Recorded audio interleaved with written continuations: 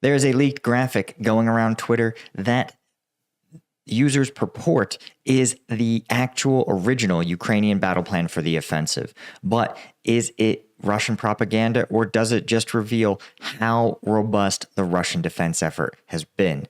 I'm Paul, U.S. Army combat veteran. It's June 18th, 2023. This is your daily Ukraine update. Let's get into it. Okay, first, let's talk about the changes that we've seen in the front line so far.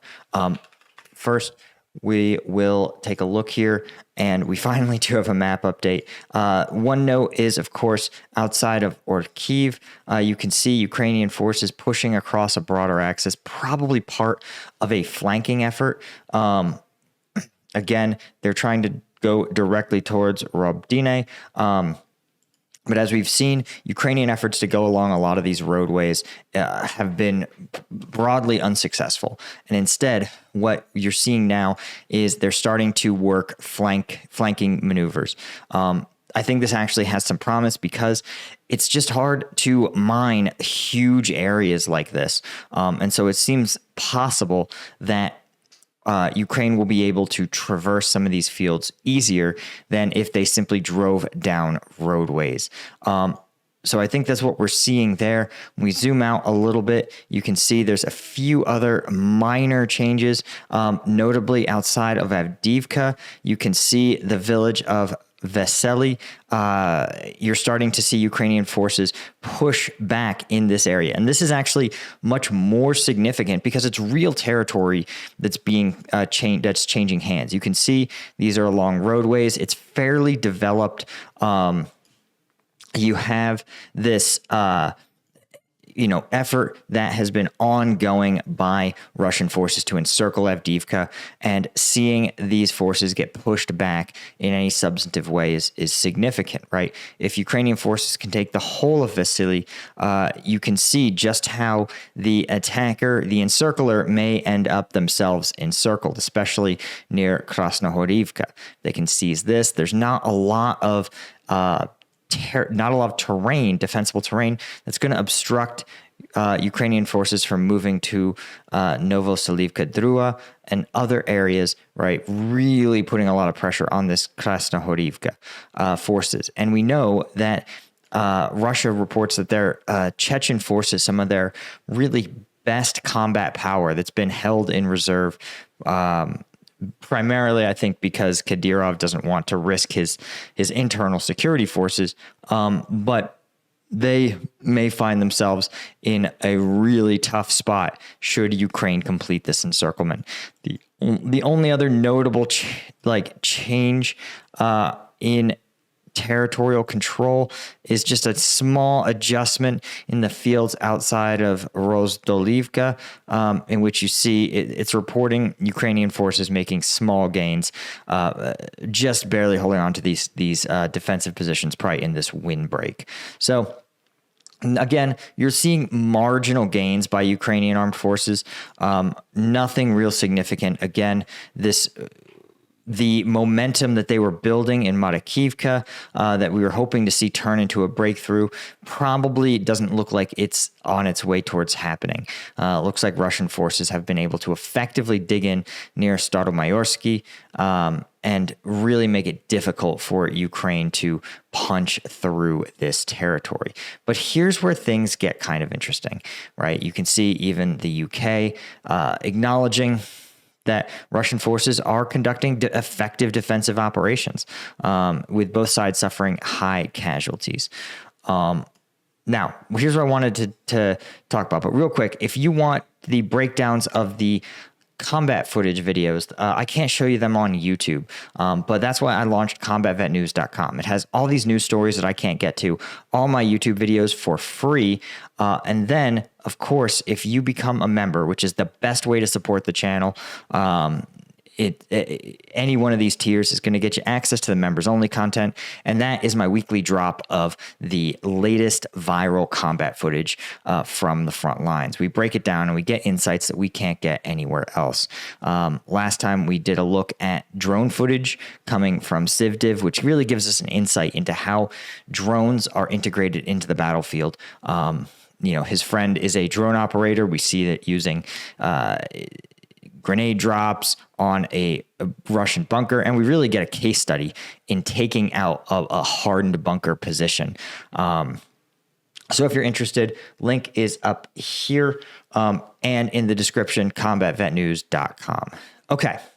So here's the purportedly leaked document on Twitter, right? This is a screenshot that's just sort of made the rounds on Twitter. Couldn't find the actual account that it originated from, but it's circling around Twitter. And the argument is that this is what the offensive plan thought it was going to be. This was the ideal plan.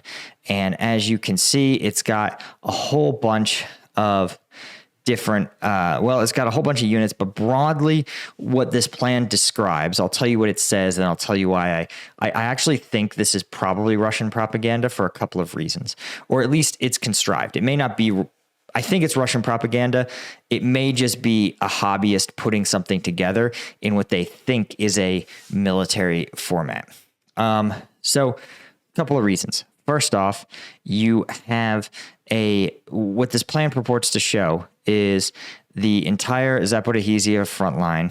It purports that there is going to be a feint operation near Volodar in which units attack, right? These broad, wide arrows are attack, and then a turn as they withdraw. Again, I think that's not usually how, I'll get to my criticism later. I'm going to show you what it says, right? This represents a area of operations boundary. It says it's the 20th Corps, but only here. Then you also say this is also a boundary of the 20th Corps, and so is this. So sort of weird. But then it purports that you've got these brigades, and broadly you're going to see that they're going to break through basically all of these lines here, concentrating their efforts on this route towards Berdyansk.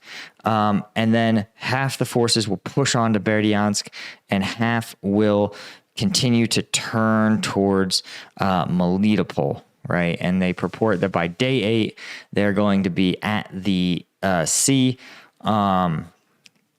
and that some units that achieve this breakthrough are going to actually be flanking around and turning all the way back up into Kherson, near Nikopol. So broadly, this looks like a flanking maneuver, but it's missing, of course, one of the key components of a flanking maneuver, which is a base of fire. You can see they've tagged some like special police battalions that they think are going to form this base of fire. So one, I want to point out that this plan broadly, it's kind of sensical. So let's talk about the plan first. This plan is like marginal. Right. It's sort of what you would expect from a NATO plan in the sense that it relies on breakthroughs and turns and maneuver to achieve its battlefield effects. It has a couple of what we call contingencies, right? Some of these alts represent decision points where a commander right at one is going to choose to go one route or another route, to basically attack, looks like Melitopol or bypass it. It claims that the main effort is at Tokmak, but it only tags it as an alt. So this is just sort of weird. This does not look like the main effort is Tokmak. A main effort is the term you would use, but it's where your largest concentration of combat troops are. And I'm just not seeing, this location is not a main effort. You would never divide your main effort. And you would never have it be as loosely supported as this is. The biggest thing it's missing is that when you have a turning operation like this, what you need, as we've always talked about, you need to fix the opponent, the enemy in place, and then maneuver on them, right? And there's no fixing operation here. There's a feint, but look at how the feint, its goal is to get Russian forces here to commit. It's not going to draw them away from the main effort, right? This feint is going to get Russian forces to reinforce one of the areas where they are not really clear. It's not clear that this is a main effort. So how do you expect a huge breakthrough when when the enemy's been fixed here? You also have this, it labels the main effort as Tokmak, but the only area that's being seized is Berdyansk. So is Berdyansk then is thought of as the main effort. Again, there's no one actually forming a base of fire. There's no one fixing the enemy in place. You've got a couple of these special police battalions that seem to be doing like fixing maybe a little bit, and maybe this brigade here, 137, but this isn't what you would see from an actual like base of fire type of plan. Let me see if I can find the Gulf War battle plan. We're going to look at the first Gulf War battle plan, and I'm going to try to give you a perspective of what it maybe should be looking like. Let's see if we can find it here. Okay, here. We're opening it in a new tab. Okay, so this is sort of a broad look at the first Gulf War's battle plan. Now, I want to point some things out. It involves the same thing, a penetration and a turning motion. But what it has, you see here, there is a very fixed part of the front lines, right? You can see how less is expected of these troops. And it's significant. The entire 1st Marine Division, an entire Arab division, the 2nd Armored Brigade, the 2nd Marine Division, 3 division-sized elements are going to be basically, their only task is to fix the enemy in Kuwait City, right? Push a very small amount of distance, lock them into place, and then the entire 25th Airborne Corps is going to be, remember, these are airborne operations. So these guys are being dropped in this area, right? So this is all very disruptive. And you have ground forces here. So you already see you've got a fix element and then a maneuver element. And then you're going to have this airborne element up here, conducting these operations. I also want to point out some other things that don't make a ton of sense, right, relative to conventional military planning. One is this. This is labeled as sort of a screen, though the C, I think, denotes. I think it denotes cordon, which it does. The C doesn't make any sense. This is a screen, right? Why would you need to run a screen here? Why would you need to screen to protect something that isn't your main effort? You're screening really early, and it doesn't make a ton of sense. Again, you can see here, we know why the French Air Forces are screening here. They're screening here to maintain an air corridor so that the 101st Airborne and the 82nd can drop into these areas, right? And really open up a flank. So you see how this Gulf War battle plan is basically the Marines are the base of fire. The 7th Corps becomes this maneuver element, turning the enemy. And then if this stalls out, you have this becomes the base, and the airborne forces become another turning force, right? So it's almost like 3 layers of base of fire versus maneuver. This, you have almost none. You see how this effort is never going to turn in and support this effort. This main effort is almost never turns in to support this base of fire, I guess. Maybe one brigade kind of turns and crosses into another brigade's axis of advance. That's extremely dangerous, right? You can see here, this really rarely happens. You can see they've got the 1st Armored and the Cav may end up in that situation, right? You have a couple of instances where this may occur, but even here you've got the 82nd, right? But they are going to be conducting a link up. It's just not the same thing. And Talil, and so again, I'm skeptical when you see when you see airborne forces doing these sort of map crossings, it makes a lot of sense. They're literally not on the same plane as each other. But when you see these things here, it's a little more sketchy. But you guys see how the expectations, there's missing details in the mutual support that you expect from a flanking operation. It's just not there. It's like almost a flank, or it's a frontal assault painted to look like a flanking maneuver. None of this is to say that the Pentagon planners can be pretty prone to groupthink. But this would be bad even by Pentagon standards. The other thing that's worth noting is that there's a lot of map conventions that even a junior officer would get absolutely flayed alive for. Here's some examples. You can't read the names of any of the towns. They're transparent.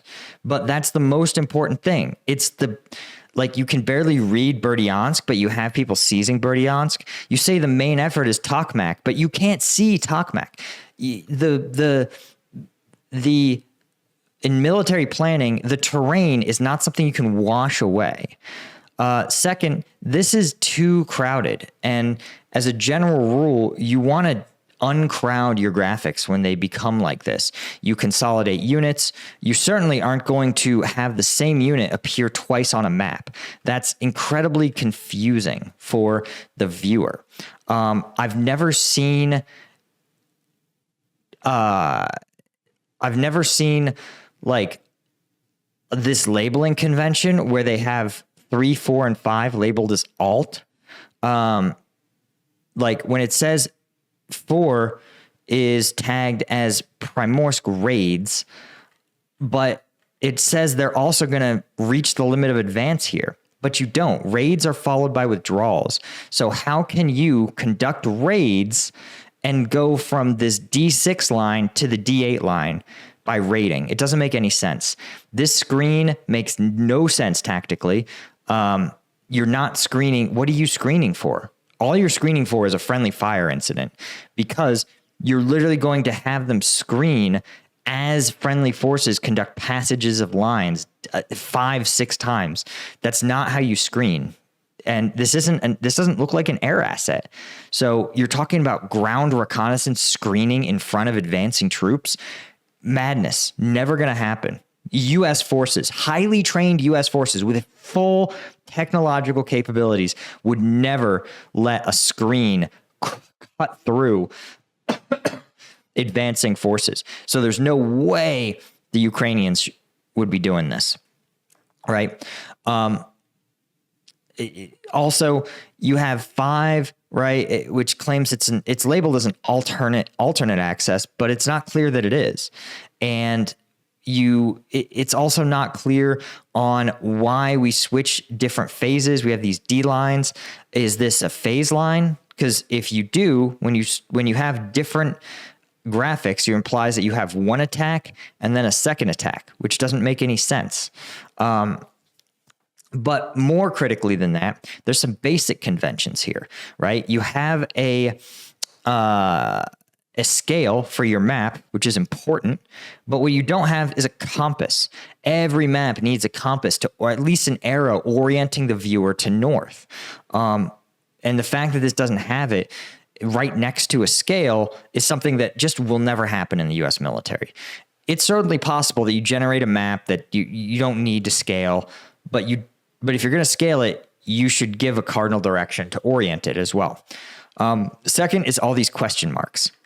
Question marks, as far as I know, don't appear in NATO doctrine.